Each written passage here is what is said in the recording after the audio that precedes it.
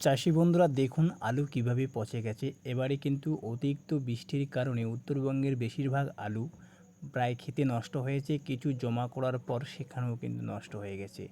এই মতো অবস্থায় চাষিরা কিন্তু বেশিরভাগ আলু আর ধরে রাখতে পারছে না। যে সমস্ত চাষিদের আলু ক্ষেতের মধ্যে জল পেয়েছে বা জলের পরিমাণ একটু বেশি হয়েছে, সেক্ষেত্রে কিন্তু আলুতে ট্যাপ পচা ধরেছে বা আলুর ছালের মধ্যে পজ এসেছে।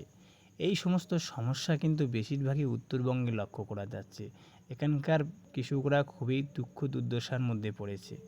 যে সকল চাষি বন্ধুরা আপনারা হিমঘরে আলু রেখেছেন, পরবর্তী সময়ে আপনারা কিছু বেশি দাম পাওয়ার আশঙ্কা এবছরে রয়েছে। তার জন্য অবশ্যই যারা যারা হিমঘরের আলু রাখবেন বা রাখার মন্তব্য করেছেন, নিজস্ব মত হিসেবে সেক্ষেত্রে এবারে কিন্তু আলু রাখতে পারেন, কেননা এবারকার খরচ যেহেতু অনেকটাই কম।